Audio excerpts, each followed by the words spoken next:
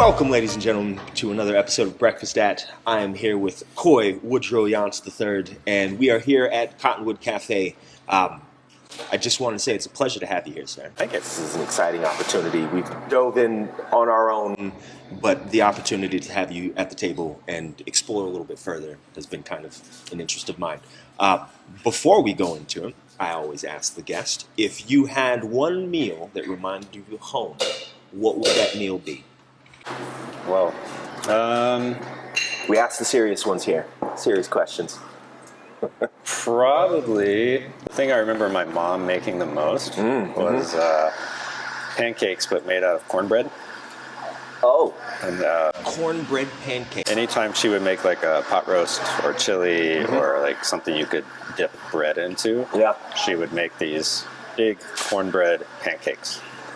And I remember, like, as a kid, I would always ask for syrup on the side. Of course. I was like, I don't want to eat the chili or whatever that is. I'm going to dip it in the syrup. But yeah, that's probably it. And you are a dipper, not a soaker. You prefer to dip. What is that? Why? Where does that come from on your end? Is the I don't know. Cleanliness. Okay, yeah, I don't really like my food, like, touching each other. I don't like soup for that reason. Really? I like distinct. Okay. Anyways. No, that's fair. Yeah. That's fair. I come from having my cereal and milk in separate containers, and mine is because of soggy. Yes. I'm not a fan of soggy stuff. Yeah, and so it was. It's always the best. It was the best way to do it. Interesting. So cornbread pancakes. Yeah. I've never had a cornbread pancake before. Yeah. I don't know. Tasty. I've made them a few times now, like as an adult. And it's like, yeah, that's good. Had to try them. No, thank you for sharing. All right. Let's dive in. Who are you? Where are you from? And tell us a bit about your professional background. Well, name is Coy. Coy. So, where am I from? I'm from South Carolina. I grew up in North Augusta, South Carolina, which is just over the border from Georgia, and Augusta, where they play the Masters golf tournament. Oh, yes, yep. And so I got to experience a lot of golf growing up. So I spent my life up until I was 16 at home. Moved out at 16, got my own place. When I was about 21, I ended up moving to Atlanta, Georgia. Okay. So that's when I met my soon-to-be wife, then soon-to-be ex-wife. Gotcha. Yep. So I moved, to Atlanta around 22, 23, somewhere around there. As far as professional career, I dabble in a lot of things. Okay. My primary day job is with a company called Datapoint out of St. Louis. I do data pipeline coding in Python for healthcare ecosystems. So we basically ingest patient data from hospital systems, insurance companies, other healthcare companies, transform that data in whatever way we need to fit what we're building. And then just kind of, that's what I do every day, is just write code to move data around. Yeah. What is the world of writing code in this era now, as you've seen it, as it's developing? I imagine I don't know. Like, I wouldn't call myself a programmer by trade, because I don't feel like when I look at my colleagues who've been writing code, who write code every day, 8 to 10 hours a day, and they've been doing it for 15, 20 years straight. That's not me. Like, I can write some code, but I'm not gonna like pump out these big applications. I don't have that skill set. I don't have that patience to do that. I write utilities, right? So it's like, it needs to do a defined thing. With this input, I do this thing. I produce this output. That's it. I see. So I'd say, like, from my perspective, coding is it hasn't changed much, because that's all I've been focused on. But I would imagine if you ask somebody that writes big applications or large applications, they would probably have a different answer. A little different in that realm. Yeah. It's awesome. I've always found interest in getting into coding and programming. Haven't had the opportunity yet. I obviously the computer is the necessity. Having a And my laptop, unfortunately, just doesn't feel like it's up to it. It's really cool. Okay. Yeah. And so that is your overall, like, that's the day job. Bread and butter. So then I also work with Ecdysis Foundation, which is kind of the research arm behind Blue Dasher Farm in Esteline. Gotcha. Also writing code, also using Python, also data related.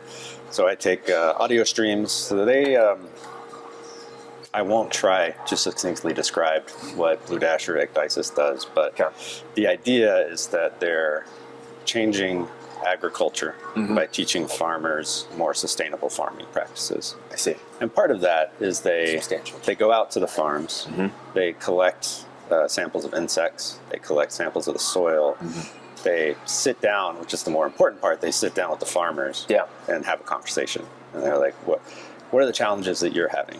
Why do you use these chemicals? Why do you employ these practices? And they don't approach it from the perspective of preaching, right? Or telling them they're doing the wrong thing. This is awful. It's a conversation. Yeah.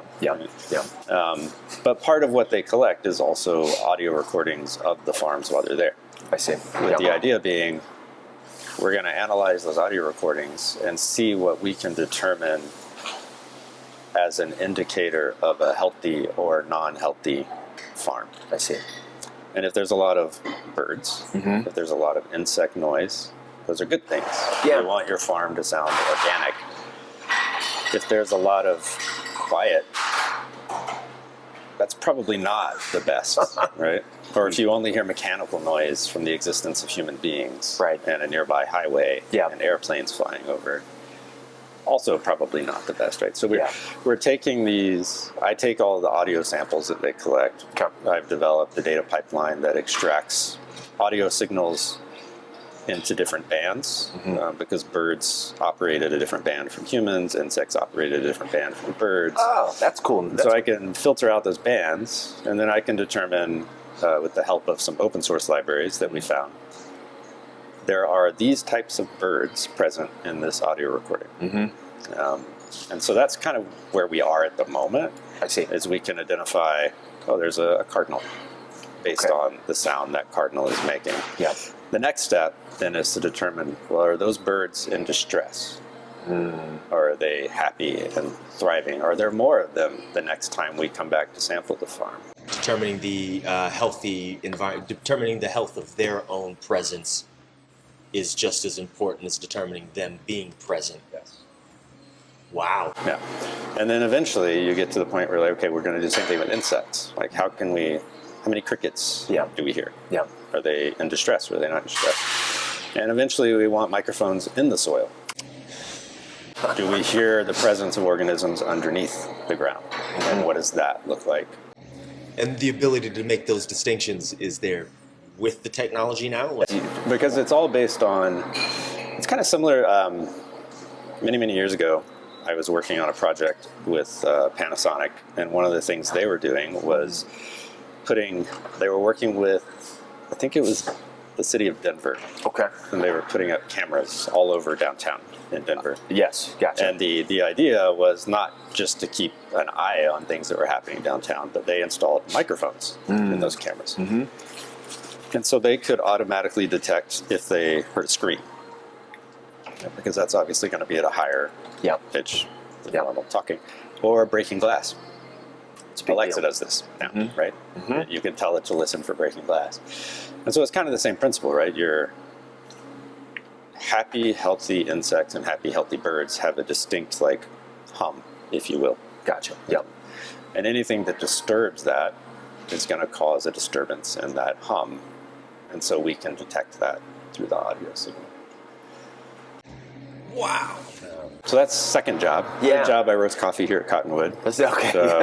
And do some operations stuff to help Jacob, the owner, with certain things that he needs help with. And I was doing some social media stuff at No Illusions where I train jiu-jitsu. But, I help them with that every so often where I can. I would say that's quite an eclectic, body of work. Just from the various disciplines one would have to have. Because I've heard roasting is not an easy job, and it's very the finesse would be the term I think I've heard, but I may be off. I've never roasted coffee. What is that exploration like? What is the discipline necessary for roasting? First of all, I don't understand it the way Jacob does. Okay. Right? I mean, he's been doing this a long time. Gotcha. He can tell a lot of things about the flavor of the coffee before he even tastes it. Interesting. Right? Just based on where the bean comes from, based on the color of the bean, the smell of it. I'm not there. I can certainly look at a bean and I can tell you, oh, well, that's a Colombian bean. I see. Because I've seen enough of them to know that there's a little bit of a difference. Right. When it comes to like tasting notes, I don't really get a lot of that the way that Jacob and others do. Yeah. So I would say like my approach to roasting is I'm following a pattern that has been set forth by Jacob over years of refining the way he wants Cottonwood coffee to taste. I see. Yeah. There certainly is an art. Sure. Oh, man. It's like when you get to a certain point in the roast, you have to make sure that it's going to end at the flavor that you want. I see. Right. And the way you have to do that is playing with the temperature inside the roaster, the amount of airflow inside the roaster, how quickly or not quickly the bean's cooling off, depending on whether you want a light roast, dark roast, medium roast. So there's certainly a lot that you have to think about. I wouldn't say that it's challenging. I mean, I picked it up, at least following Jacob's instructions and Jacob's pattern, I picked it up relatively quickly. You had a good mentor, in that regard. And I've heard that makes a world of difference, especially in anything that you do. If you have the right guidance, helps in the process. Yeah. What are some challenges that you did find in roasting that you would say are maybe not universal, but translate not just in roasting, but in everything else that you do as well?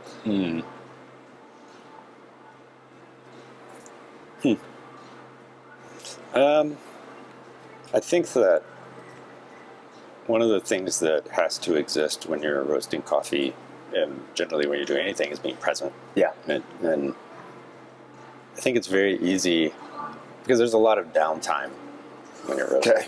Right? It's like you're waiting for it to get to a certain temperature before you change something, and then you're waiting for it to get to another temperature before you change something. So there's a lot of gaps where you're doing nothing. And so we also do e-commerce.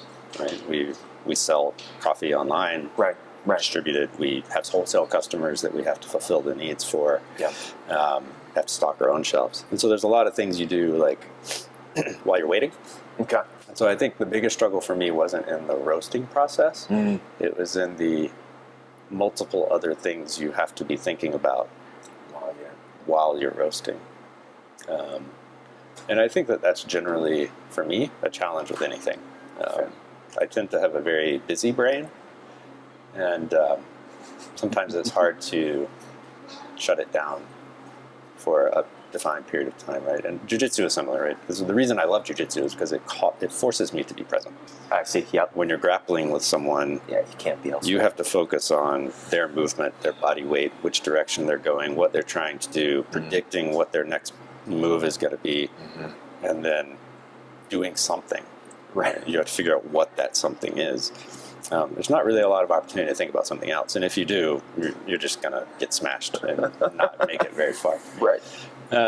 So I would say that's probably the biggest story, not in the roasting itself, because the roasting itself is very meditative for me. Okay. Yep. That's awesome. Yeah, the navigating of the thoughts and maybe learning how to be present is probably one of the coolest things I think to hear coming from something like that.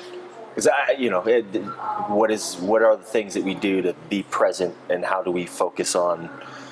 I can only imagine just the need. Yeah. Before focusing on innovative tech in farming, what were some of your initial steps into the world of agriculture, and how did that journey begin? I actually don't have much of a connection to agriculture. It's kind of interesting because John Lundgren, the owner, I don't know if he's the only owner now, but anyways, he started Ecdysis Farm in Ecdysis. he and I have been friends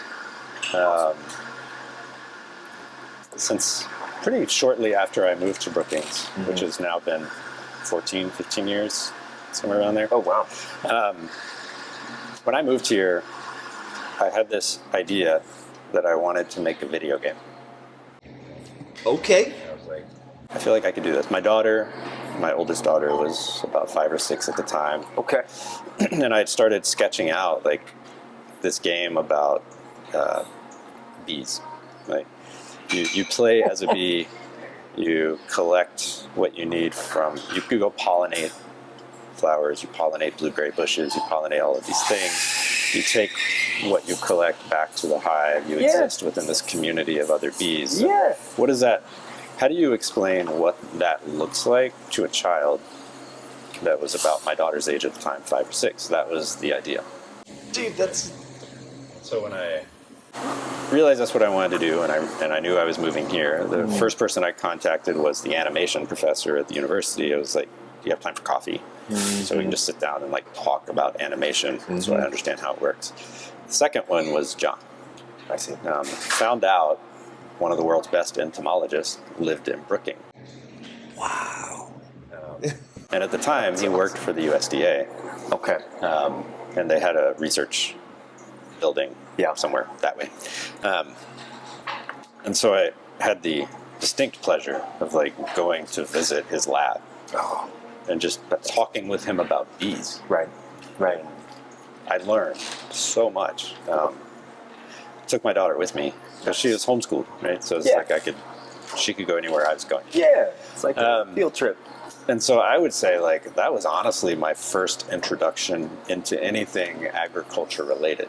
Wow. Was having that conversation with John. What an intro. And then from there, he came on as a mentor and an advisor for the game we were building, which ended up becoming Buzzwizz Bees was the name of the game.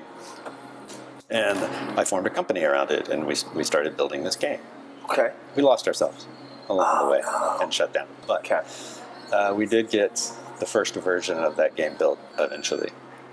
But through that, that allowed me, for positives and negatives, to get integrated into the startup community. I see. And that was really my first foray into entrepreneurship. Awesome. And I focused on entrepreneurship for many, many years after that here in Brookings. But I also kind of dug in a little deeper to agriculture when I met another person who lived here. His name was also John. Can't remember his last name. He researched heart disease. And and there's obviously a lot of facets to that I don't understand, and I'm not even going to try to explain. But he was my neighbor in the apartment building we lived in, he and his wife. And he focused on how do you affect the food source so that you create healthier food to create healthier human bodies, which is also the same thing that John Lundgren focuses on for the most part. Sure. Right? Yep. You're creating healthier farms to produce healthier food, to produce healthier humans. And so I would say, like, my experience with agriculture is about how you change agricultural processes, move it away from chemicals and all of the power grabs, and put it back into the hands of the farmers who want to grow healthy food. Who actually have the intention of doing it for the positive benefit of people. Wow, dude, that's such a way to dive in just into agriculture, having it by somebody like John, and that being your. And I'm curious too, because I didn't know you were in game development, which is pretty awesome to think. What were the things that kept that game from seeing the light, or what were some things that stopped that from happening? Because that, to me, sounds like an amazing. Because there's an ant game where you can be a life of an ant and kind of get an idea. And for a kid, I mean, if you've never experienced other than just seeing ant hills, it's an awesome dive into what the life of an ant is. I imagine this no different. Similar. I even did started working on a project with one of the scientists at the university that focused on soybeans. I think it was soybeans. and I'm not going to remember this clearly, but there's something about this particular soybean plant that enables it to turn nitrogen. It processes nitrogen. Okay. Strange. I don't remember exactly how it works. Yep. But he wanted to be able to teach that to children. So it's like, how do we make a game around that? Yeah. And so it's, anyways, game development for me was more of like, there's all these things I'm interested in. Yeah. And there's all these really beautiful, smart people here in Brookings that I didn't know. Yeah. Right. And we talked about this a little before. Like, I feel like Brookings is this community of hidden, interesting people. Yeah. Yes. And I don't know if that's because this is the first place where I've really settled down. Okay. Yeah. And focused on meeting people and building a community, or if it's because Brookings is really just hiding some really cool people. Yeah. But anyways, my approach to game development was like, I can learn about all these different topics that are really interesting to me. I was really bad at running a company. I've never done it before. I imagine everybody is at some point in the beginning. I had to hire people, and so I was hiring students, art students, programming students, people to make music for games, and this was all new stuff. And somewhere along the way, like, I don't know how this happened, but Panasonic found us online. They were searching for game studios online. Yeah. And we had done something right, and our page popped up in the first page of Google results. Okay. And they emailed us. Yeah. They're like, work for Panasonic, we're going to be working on this project, would you like to help us? Interesting. I ignored it, because I was like, it's spam. Like, Why would Panasonic reach out? Yeah. We've been at a company for a year and a half, and we haven't released anything. Right. It's too soon. What would they be? Dumb. So I just ignored it, and they emailed again, and I was like, oh, that's weird. And then finally they called. Okay. Right. I like these guys. And they were like, we're going to be building this platform to connect children with family members that aren't able to live near them. Right? And so the idea was, you have a child and you have a grandparent in another state. Yep. And you use a tablet or a phone to read books together. Oh, wow. And so the grandparent can be looking at a digital book on their side, read the story, and the grandchild can hear them because they're on a FaceTime-like call together. Okay. Right? Okay. The grandchild could record that. So if their grandparent passes away, they can always have that experience. Oh, that's pretty, right? Heartstrings, man. And what they wanted was to also integrate gaming into it. Like, how do we get, like, checkers, something silly like checkers, right? How do we give these people across the internet the ability to play checkers together, or draw pictures together, or do puzzles together, or all of these things? So would you like to help us? And so I was like, sure. And so what I did was I built a checkers game over a weekend for them, just to show them that we knew what we were doing. Right, I can do this. So it's possible. Did that, and they're like, okay, this looks good. And so we had a 2-year contract with them to basically build games. And we ended up doing a lot more. We helped design the application they were building. I went to Panasonic with some of my employees, took my daughter, and she participated in a big company meeting where we're designing and researching products, which was a really cool experience. That's awesome. So how did we get from wanting to build a game about bees to not existing anymore? Yes. Panasonic. Oh no.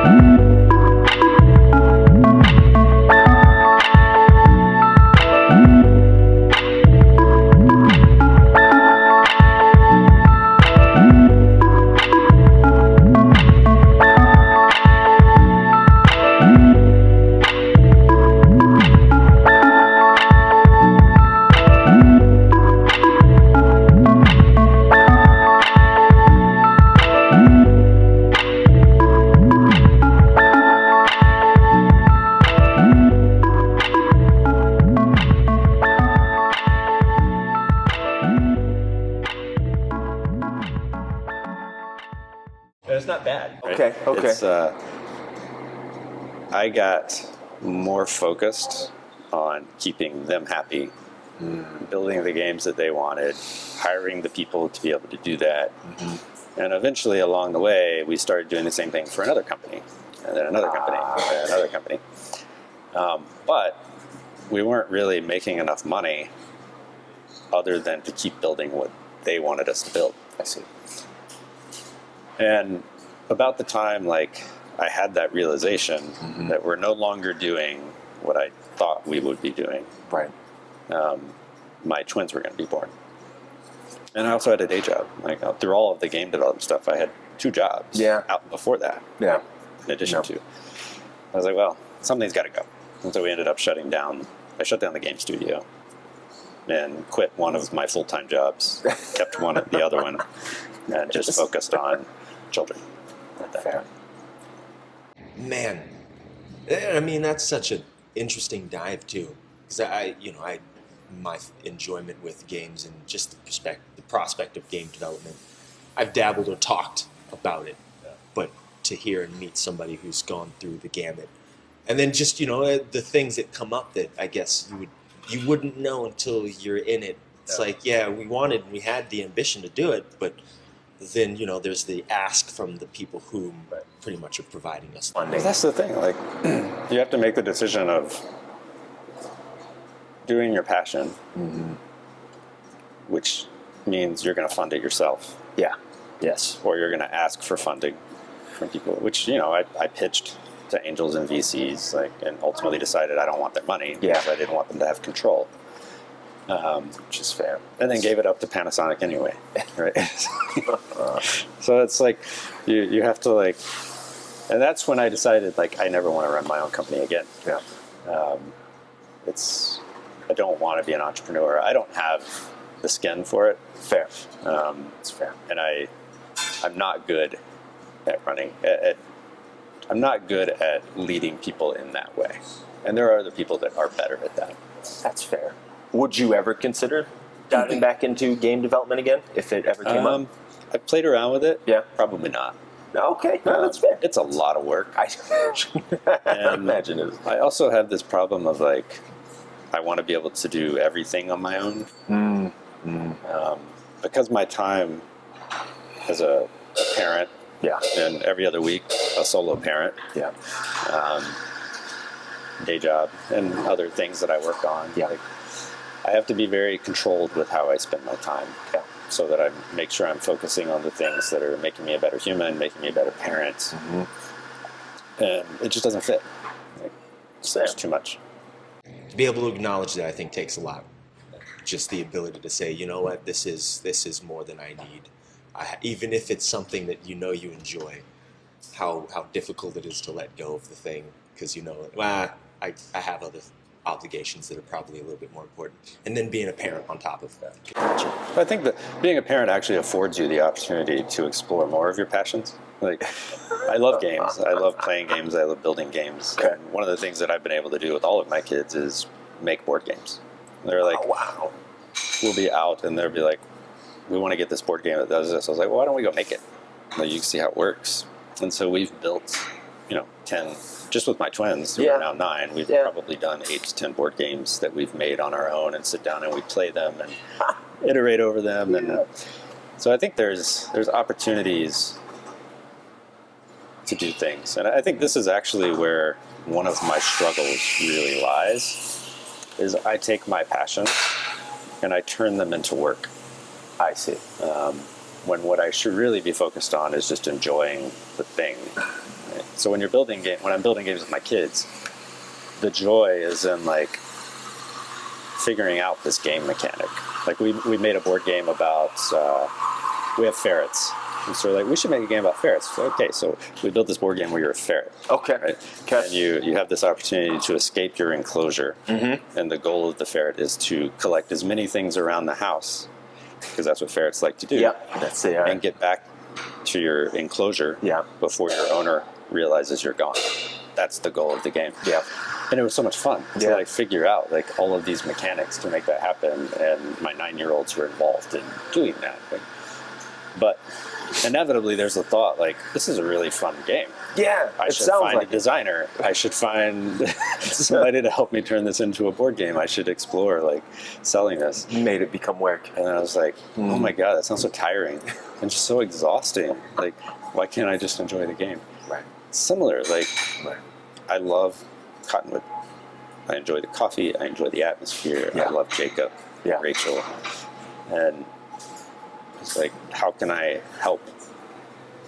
And it's not that I shouldn't help or that I don't enjoy the help, but it's also a matter of like, how do you figure out where the balance is between enjoying something and then the next time you walk in, it feels like work?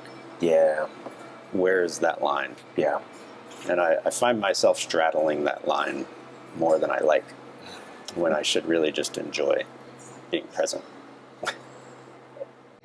Learn it seems like the theme that comes around, and not just within this, but people in general, is how to be present and how not to.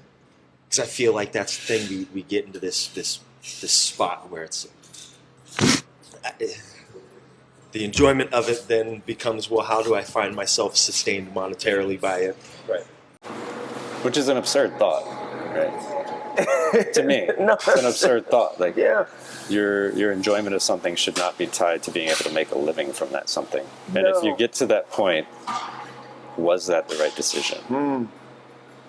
For me, in game development, it was, once it got to the point where I had to sustain it monetarily, it was not fun.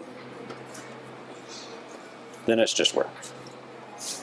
Is there a balance to that? Is it possible to find things that you enjoy doing and be able to have monetary gain from it without it becoming work?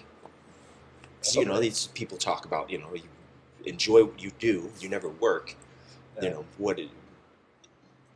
Is there a connection to it where if I'm just doing what I enjoy, like maybe having conversations with people, there's work behind it. There is, unfortunately, but I mean, in the moment while we're here, I have the opportunity and the enjoyment of getting to know somebody and learning about them. There's a trade-off, perhaps, to what degree is that line, maybe, is the question. Where is that line? Yeah, I don't know. I'm sure there are. I mean, I'm sure there are thousands of people out there that love what they do all day long, and it's still, to them, it's not work, and they enjoy it. Yeah. I'm sure there are aspects of their life that they don't enjoy. Yeah. But I think, from my perspective, if I look at my day job, I wake up every day, and I'm happy. I'm content. Happy is the wrong word. I am content. Yeah. There are days where I'm not content, and the pattern I've noticed for those days is it's when I have too much to do. Right? When there's a big project at day job, we're running out of coffee at Cottonwood, and there's a deadline for something else. And on top of that, I got to go to the grocery store, I got to cook dinner, I got to get my kids here, I got to do this. Yeah. And at the end of the day, when I get frustrated, it's because I don't have enough time to be present with the things that I enjoy. My kids, cooking, sipping coffee, reading a book, doing jujitsu. Simple things, yeah. My perspective is that work is not meant to fulfill us. It's those moments that you're present with that fulfill us. And writing Python code for 8 hours a day is never going to fulfill me. Yeah, it's interesting. Like, I enjoy the problem solving. I enjoy, these are all the possible ways I could approach this, which is the most efficient. I enjoy that. Yeah. But I'm not going to be laying down when I'm dying thinking like, oh, I'm really glad I wrote code 8 hours a day. I'm going to be thinking, I'm really glad I read this book because it's changed my perspective of the world. Or I'm really glad I sat down and made that board game with my kids. Yeah. Yes, I'm sure people can find pure enjoyment from their work. Right. but I wonder if that's not as common.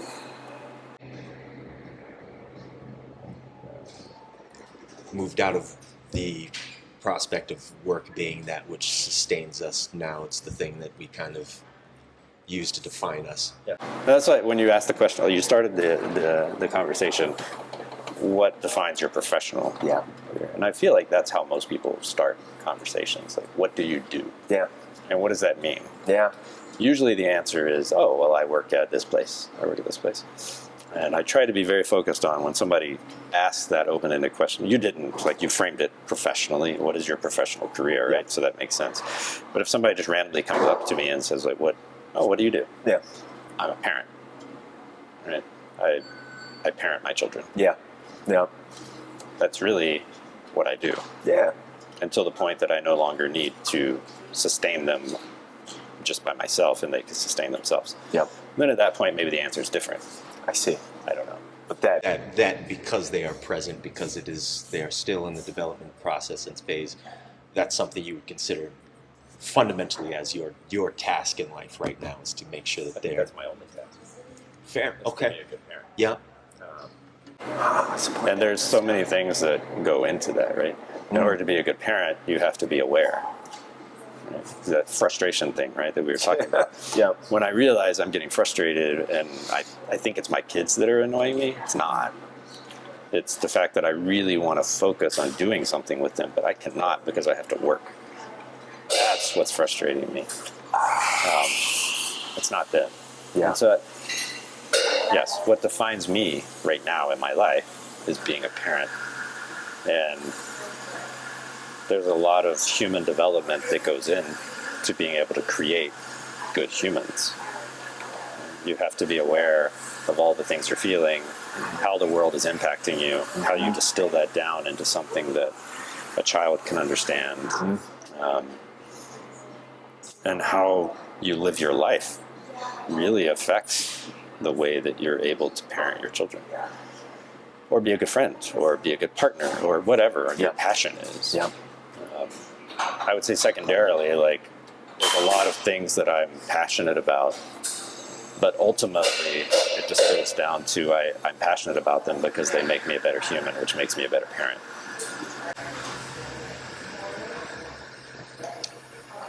Profound, man. I don't know about that, but No, that is that. Because it goes back to, like we were saying, at the conversation about, how as a society do we grow to become better, and is the individual work what helps sustain the ecosystem of humanity, or are we susceptible at the end of the day to falling short because of the ecosystem of people? I can show up as my best self and then come into a community, and that community and its influence either positively or negatively affect me and my efforts to be a better person. Is my awareness of that, or my self-awareness of myself, what gives me the opportunity to see and be aware of the intentions of the group? Is that a constant effort where I always have to be considerate of the environment around me, and I always have to negotiate that, because that is it is inevitably a part of the thing that influences me as a person? And then, parenthood. I mean, I'm not a parent yet, but God, I can only imagine. I've helped raise my brother and sister when they were young, and I just remember the efforts that kind of went into that, and some of the things, looking back at some of the choices and things that that the way I contributed to them and to who they have become, it just, man. I think that's right. Like, I mean, when you're living in a community, I love Brookings. Right? There are many people here that I don't agree with at all. Yeah. And this is actually one of the reasons that I love jiu-jitsu, right? Because at the gym, you have people from all different perspectives of life. Yeah. Different political affiliations, different belief systems. Yeah. And ultimately, when you walk in there and you get on the mats, none of that matters. Yeah. No. We're all just there to learn, to grow, to help each other. And it doesn't matter if the guy that I'm partnered with has very different beliefs from me. None of that matters anymore. And I think that's beautiful. And it's one of the only places where I've found that that's true. And maybe it's not, maybe it's because I'm not paying enough attention to other aspects of my life, right? Fair. I'm sure that's present in other places. Yeah. But I've just, it's more noticeable when you do something like jiu-jitsu. Probably any other sport or any other group activity, right, where you have a bunch of different backgrounds coming together. Yeah. The military is probably a great example. Yeah, that's the one thing I remember about military is, especially in basic training, weirdly enough, it goes to simple identities that people will call you by. We had this guy who very much used to be very religious, and we would call him preacher, right? Like, there were people who we had distinct monikers for because of who they were and what they brought, but it was only to the basis of just label, but it was never like how we defined them, because it was always outside of that. Didn't really matter, because once you get to your flight, once you get to your crew, like, that's your group, and it is irrelevant kind of where they came from. It's more of, who are you in the moment, present. And I think it's those moments of like recognition. It's like, this is another human being. Yeah. Just because they believe something that's different from me doesn't make them a bad human being. Mm-hmm. It just means that they believe something else for whatever reason. And there's a lot of reasons they could believe whatever they believe. Right. That's how they were raised. It's a radical reaction to something they see they don't like. Yeah. Like, I don't know. And I don't know what created this person. But you have to be able to accept this person in front of you for the good that they're bringing to the situation that you're in. Right? What does that take? Is that an internal thing? Is that me being able to reflect on me and the efforts that I've reflected on myself, the time that I've contributed to reflecting on myself, my susceptibility to letting in that, where I'm not... Is the level of judgment I present to myself what dictates my ability to lessen the amount of judgment from the outside? From my perspective, in my human experience, yes. I appreciate you forming it that way. Right. That's a... And I recognize this in a lot of ways. My previous coach at jiu-jitsu, we were doing something, and I had an aha moment. I was like, oh, I got it. He was like, well, it shouldn't take him 3 months to get there. Right? My initial reaction to that was like, well, fuck you too. Like, thanks. Thank you. But when I went home and I sat with it, I was like, what he was really probably saying was that it shouldn't have taken him 3 months to teach me that. Not that it shouldn't have taken 3 months to learn it. Right. Almost like he was expressing the judgment on himself. Yes. That's interesting. Something similar happened with my children recently. Like, so my kids go 1 week with their mom, 1 week with me, right? And then they're with their mom. And they're texting back and while they're at their mom's, they're texting back and forth with their older sister, my 19-year-old who lives with me all the time. Yeah. And like, there was this sneaking thought. I was like, oh, why aren't they texting me? Because I hadn't heard from them the whole time they were there. And then when I sat with it, I was like, no, it's great. Like, they're texting with their older sister. Yeah. Like, they're having that relationship. They're building something with their sister. And ultimately, it doesn't really matter if they text me or not, because I know they still care about me. Yeah. They still think about me. They're still looking forward to seeing me. Yeah. So just let that go.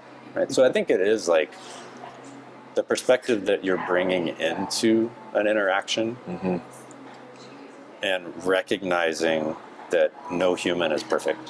Yeah. And no human is ever going to embody everything that you want.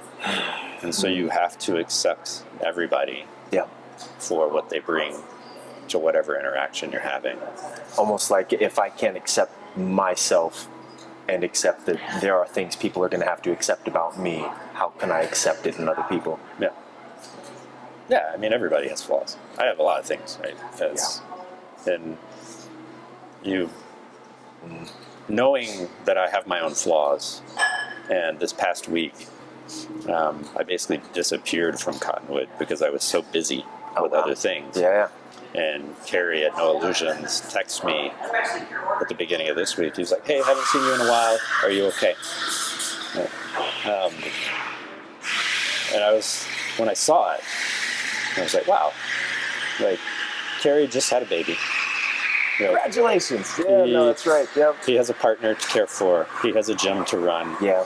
He has competitions to prepare for. Yeah. He has other people to think about training on top of numerous other things that he's worried about. And he took 5 minutes, right, to like recognize, oh, I haven't seen Koi in a while. I should say hi and see if he's okay. Like, that's what it means to be a human, like, to me, is making the effort. Yeah. Like that.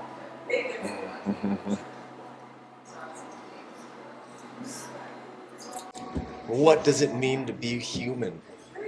That has been an interesting. I've been having conversations by myself off on the farm at sunset or midday, and that's been my question as of late. What does it mean to be human? I feel like that's a question I keep trying to figure out for myself in the midst of what I'm seeing, what we're experiencing, the climate of the world that we're in, just in my contributions to this experience. What does it mean to be human? And am I contributing to the best of my ability? And I can at least admit now, like, maybe there were times where I definitely was not at all. I was contributing very. Yeah, no. Like that's maybe that's the difficult part to get past is, because we're so self-scrutinizing, like even just looking at my past and judging the lack of contribution, not recognizing that, sure, I can recognize it, but me being able to recognize that now only is a testament to the growth that I've had to where I am now. And my ability to be like, okay, now I'm in a far different place. Now I'm really actively thinking of how I'm contributing. All of those things had to have contributed to my efforts and my willingness now. Otherwise, I wouldn't perhaps be here. Could be a very different person. And then, learning how to accept that. It's so difficult. Yeah. Is that something that can be taught? So coming from skateboarding myself, I feel like extreme sports gave me an opportunity to reflect on the internal turmoil, the internal conflicts. That's why I like jiu-jitsu. That's why, those things that we do seem to have a substantial benefit in our efforts to self-reflect and grow as a person. I think without action sports, without any real, without any practice like those that allow us those, I feel like we wouldn't have those opportunities. I think that's fair. I always hated sports. Joke. Not as a kid. Yeah. And I thought about this quite a bit lately. Like, once I hit a certain point in adulthood, just like sports seem so frivolous. Like, people are playing football, basketball, baseball. Like, yeah, okay, but why? Yeah. And they're getting paid so much money. Like, whatever. Yeah. But why are they doing it? And I just kind of wrote it off for years. And then when I started jiu-jitsu and realized, like, there's many things I love about it, but the thing that I love the most is the connection with other people. Yeah. Right? And then I started hearing people at the gym talking about, well, you get that in the military. Not because I asked them, just because conversations come up. Yeah. People will talk about playing soccer and having that experience playing basketball. And so only recently have I come to really appreciate and accept, like, sports are great at that sort of thing. Yeah. I skateboarded for a long time. Awesome. Still do. Yep. Right? Yep. BMX. Yeah. It's similar. Like, skateboarding is best when you're out with another person, just exploring the city and seeing what you can find. Same with BMX. Yeah. We're just walking around, and so I think you're right. Like, sports kind of sports, the military, other like community-driven things like that, where you're forming a team of people that all have one common purpose. Yeah. You're creating purpose out of a human existence and a human connection. That's much more meaningful than just sitting people down at their workplace and saying, okay, we're going to build this thing to make this money. Yeah. So I think you're right. Like it's that camaraderie and that connectivity. And actually, I was talking to another friend of mine. I was interviewing him for No Illusions. No. And one of the things that he said that really resonated, there were a lot of things from this conversation that really resonated, but one of the more important ones to me was that he's a parent. And he was like, jiu-jitsu for me has given me a way to connect with my children through play. And I've found this true too. When I go home after a class, my kids say, what'd you learn today? I'm like, oh, I can show you. Yeah. Right? Stand in this position, let me show you what I learned. Even my 19-year-old, right? She doesn't ask, but if I say, hey, let me show you something that I learned today, she's like, okay. And it's created this other opportunity for me to connect with my kids in a way that I never had before through play. Yeah. Through action-based play. And that's when I was talking to my other friend, this is the point. One of the things he said was like, I've found that I have a stronger bond with my children because I'm able to play with them. Yeah. And he said that parents being able to get on the floor and play with their children is probably one of the most meaningful things to a child. Right? Because you're interacting with them, you're focused on them, you're listening to them, you're watching them, and you're seeing how they react. And not only does that make your child feel good, but it allows you to see, oh, this is this person.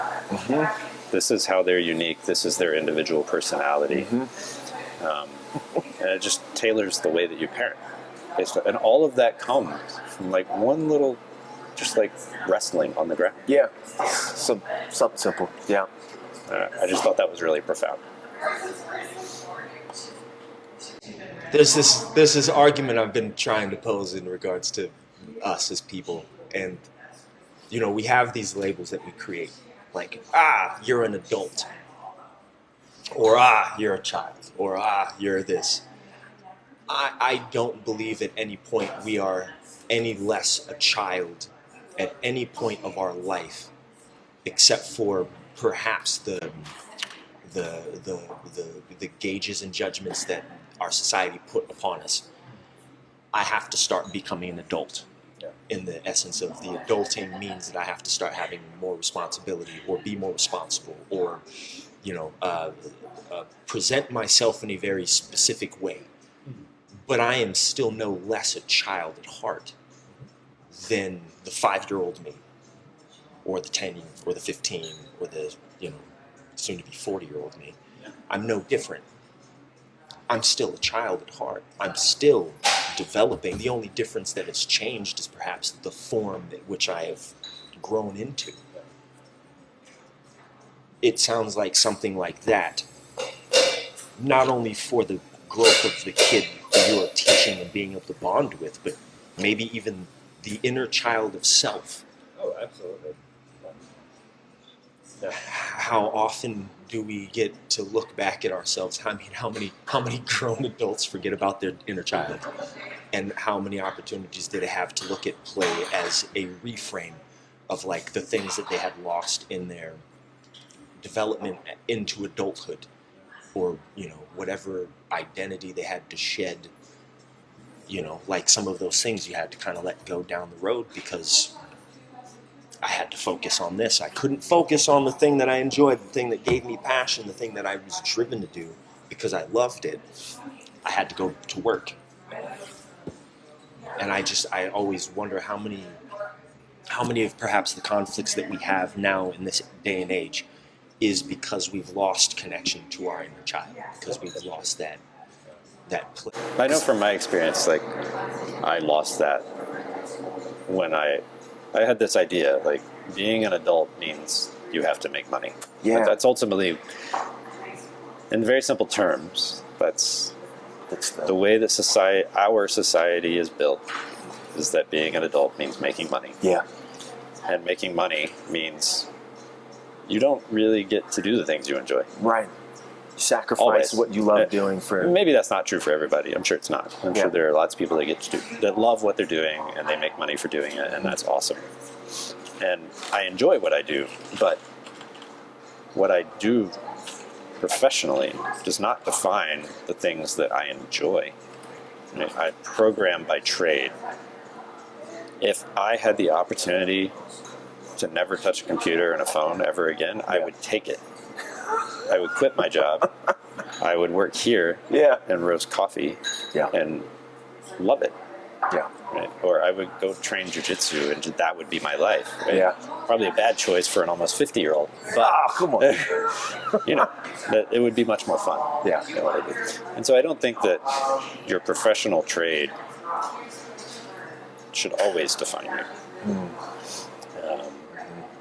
And I do think that I lost along the way the idea of play. Yeah. And I agree with you. Like, we're all just children learning how to be who we are.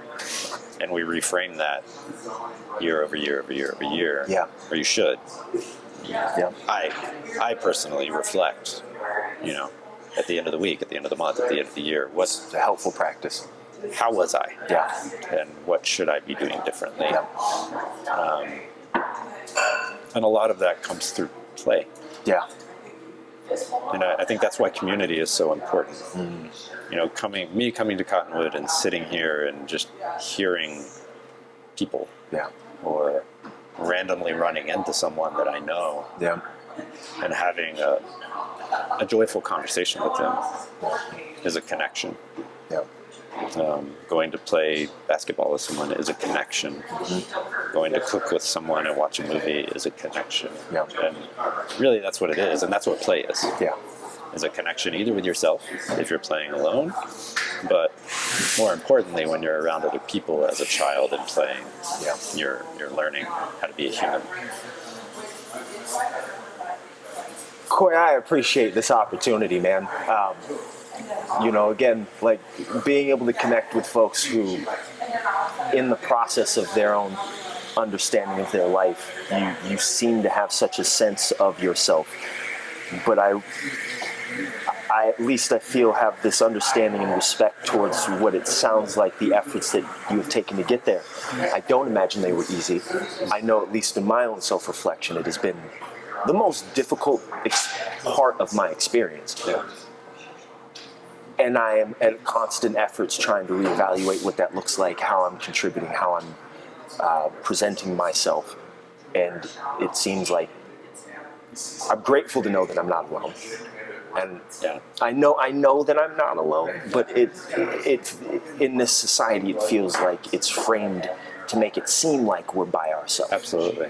Yeah. And it almost in a way where it's like if you're not a part of the crowd, or part of the group, or some form of I'm chasing the bag, or I'm chasing this, or I'm anything that looks like self-reflection and self-growth seems to always have this veil of, wow, what's the point? What do you really? But I have, in the same way, found that the benefit of that has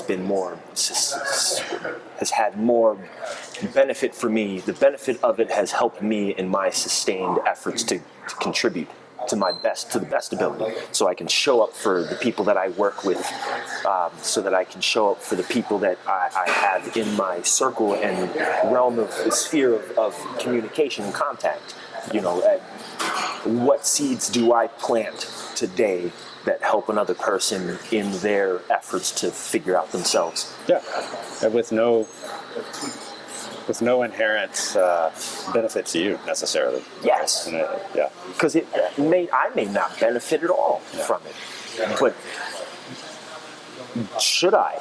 Is it for me at the end of the day? So yeah, man, thank you so much for this opportunity, this conversation. It's definitely far more revealing as to you as a person. It definitely goes farther than a lot of the conversations we've had, and I only look forward to the continued conversation outside of this, because man, this has been spectacular to get to know you, to learn about you as a person. So thank you for joining us on this. Yeah, likewise. It was very fun. much enjoyed I it. appreciate it. And for those of you who have been present and listening so far, remember the dive, as always, is to deepen the human connection one meal and conversation at a time. And in these efforts, we can only hold space in hopes to continue that effort. This is my contribution. So, Coy, thank you again. It's a pleasure as always, and catch you on the next one.